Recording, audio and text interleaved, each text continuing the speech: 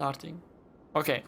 So, having just finished Spiderman, finally, 1 year after I bought it, and was waiting around in the library, ready to be played and even installed for a long time now. I finally got the chance to play it over the last 2 weeks. I have to say it was a wonderful experience. It is definitely one of the best games I've played recently, and it does almost all the things well. There's only one or two negatives which I'm gonna get into in just a minute, but starting from the main story, which I found absolutely fantastic, very emotional, and the end was just spine chilling, and like the very last part very emotional as well, which was amazing. And I actually believe it builds up really well into the new game that's gonna be coming out, and even into the Miles Morales. Builds up really well for that.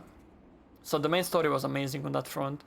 Brought back all the legendary Spider-Man characters as well, like Scorpion, like Rhino, like Electro, like Vulture as well, and of course introduced a new one in terms of Mr. Lee, and of course Otto, whose story was interesting. And I didn't expect a betrayal such as that one, but who cares? I'm not gonna spoil the whole story, but it was really good. It was really good.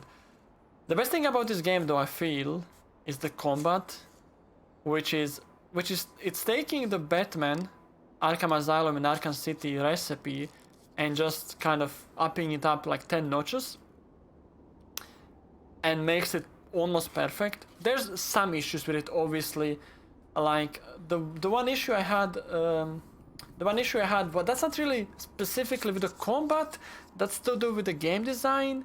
Like later in the game, when you have to fight Sable outposts, like Sable enemies throughout the town, and you have some side missions with them, they throw away like 20,000 enemies at you, and even this amazing combat is not able to save from that. But that's not really on the combat, that's on the game. The combat itself is really good. It combines the ground combat, the aerial combat, the use of gadgets, the use of web, the use of stealth as well, and the use of finishers. Really, really good. And I love the fact that you can pretty much play a lot of the missions in a stealth way without being noticed and still succeed without too many issues, and side missions as well. So there's a lot of variety to it. You don't have to just brute force through it. You can do it slowly, you can do it fast, you can do it stealth, you can do it using the gadgets, you can just web all the enemies around if you have the patience for that. You can continuously stun them, throw them away, spin them in the air. So there's a lot of variety in that, and it's really, really cool. And that kind of brings me to another fantastic addition to the game. It's not actually addition, it's part of every game, but fantastic part of the game, which is the side content. There's so much to it in the game, from collecting backpacks, to taking pictures, to doing all kind of challenges such as Fisk's hideouts, warehouses, to doing the actual challenges that involve stealth challenges, drone challenges, combat challenges, as well the hidden ones, such as taking the hidden photographs you can only see when using a specific suit power as well, which I didn't even know until the end of the game. Like the only one I haven't liked really on the side stuff is the stealth challenges, but that's because I just found it frustrating with the positioning of the enemies. But that's probably just me, because most of the other challenges were really good fun and the side missions are fantastic. I did find something a bit, I don't know how to say it, but the fact is you can see all the stuff on the map. And I'm like, I don't know how even after finishing the game, I don't know how I feel about that. Because you can see all the backpacks on the map if you discover the tower, but discovering the towers is very simple. You can see all the backpacks, you can see all the drawings, you can see all that. It kind of takes away the exploration slightly, but I feel without that it would be almost impossible to find, especially the backpacks. So I don't know, maybe there was a better way of doing that. Maybe using the clues, like maybe collecting the first backpack would give you a clue to the second one, but then again, how long would that take? And actually I think that would just lead to people using guides, so maybe that's not a good idea. And then again, you can't even do them randomly, because then it would be too frustrating. I'm guessing they actually found a nice middle ground where it's not too annoying, but it's actually not PC easy, so I guess it was fine in the end. It was fine, I suppose. But yeah, the side content was absolutely great, and kudos to the developers on the main story, on the combat, and on the side content. The three main parts of the game were really well done.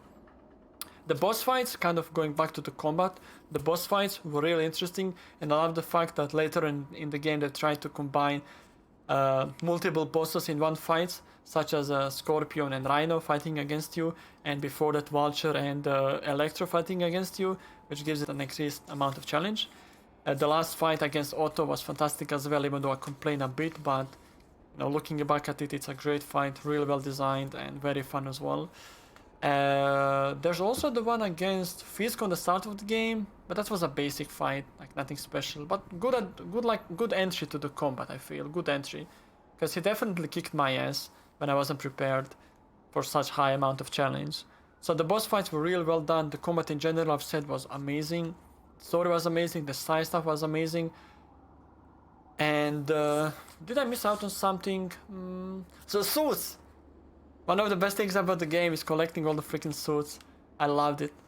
And I'm still gonna be working that off stream as well. And there's so many just amazing looking suits. It's just a pleasure to collect these kind of things and to work towards unlocking all of them. Like this one. This one from the Ghost Rider.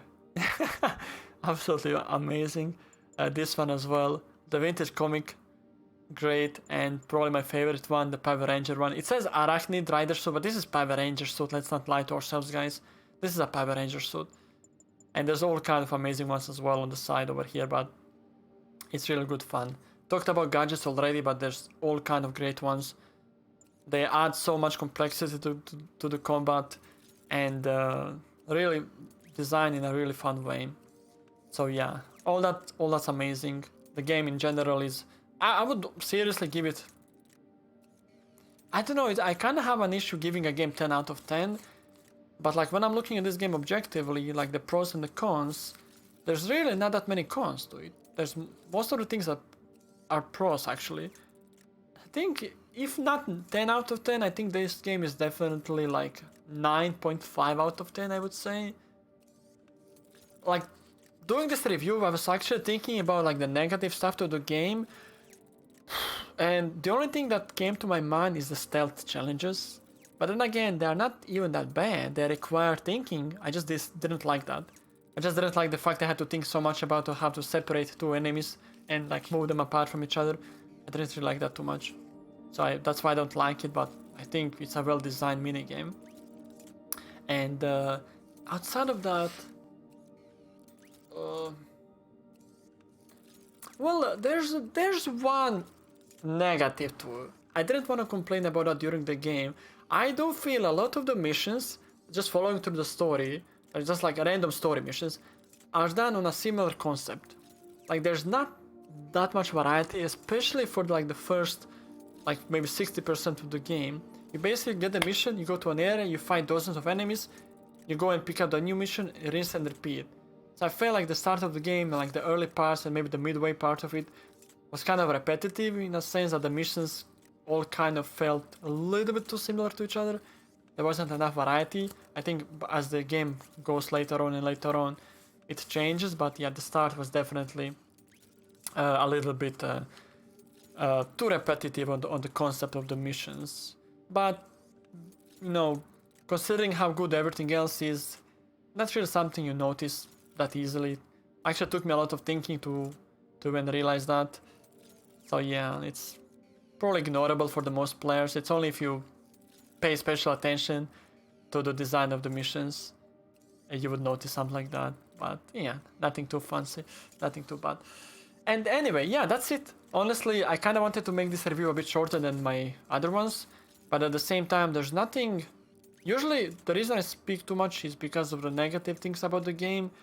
But like, I seriously can't think of too many negatives to this game, if any, like major ones, to spend like 10 minutes talking about. So I'm gonna leave it at this. Overall, fantastic game. 9 out of 5 out of 10, 9.5 out of 10 easily.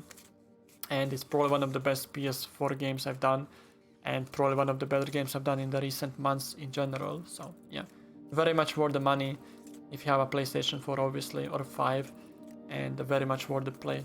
Okay, thank you for listening, guys. Have a good one. Bye.